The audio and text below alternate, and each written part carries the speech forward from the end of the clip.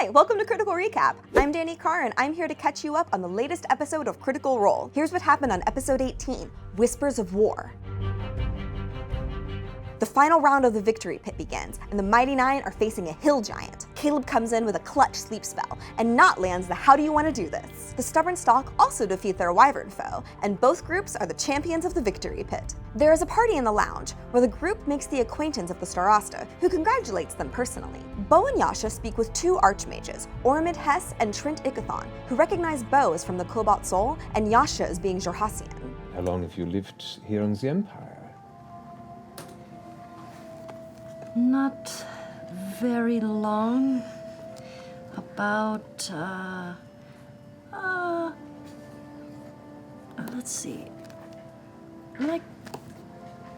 Maybe 8 months or something. Oh, that doesn't look good. That does not look good. No. They both want to speak more with Yasha, taking note of how recently she came to the Empire, and though Oromid is more welcoming, Trent has a bit more of an unsettling vibe to him. Bo and Yasha report back to the party, and Yasha tells them more about the Kreen dynasty in Jorhas. Apparently, it is made up of dark elves, who blotted out the sun with magic and enslaved people. They decide to leave town tomorrow, and learn from Darrow that he and the Stubborn Stock are headed to Nogvarat. They go to the Pillow Trove and stay the night there. Jester picks up the package that arrived from her mother, which includes colored ink, lavender perfume, 200 gold, and a sweet letter telling Jester how much she loves her. It is not the amount of money that Jester expected, but she is touched by the package all the same. Bo tells Caleb that she is willing to take him to the library tomorrow if he will tell her why he is afraid of fire. Caleb has Bo and Not meet him in another room, where he proceeds to tell them about his past. I am going to tell you the story of how I murdered my mother and father.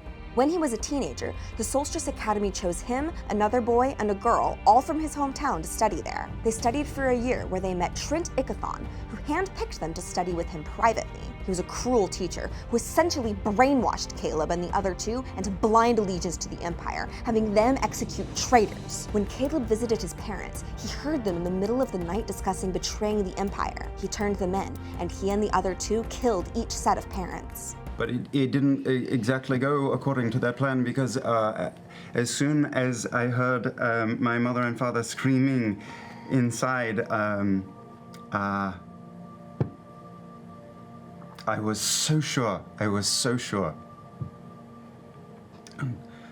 Until I wasn't, and I broke a bit.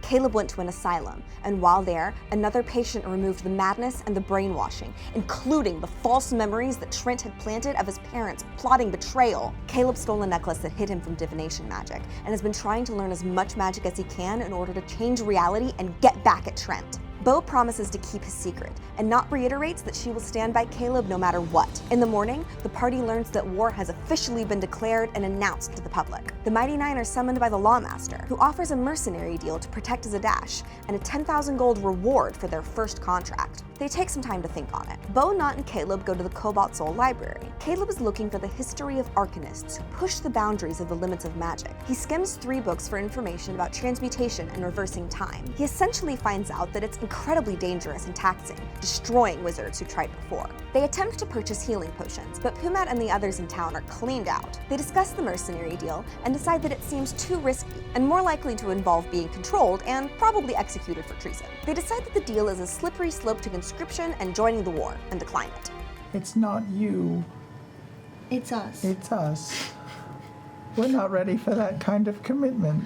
It turns out that the deal was to track down a hawker, a former legionnaire who deserted to the Myriad and was last spotted at the Menagerie Coast, where he killed a bunch of guards. They are re-interested in the deal and decide to take more time to think on it. As they head back to the Leaky Tap, Carr shows up and tells them that the gentleman may have work for them. Gentlemen may have a bit of work for you.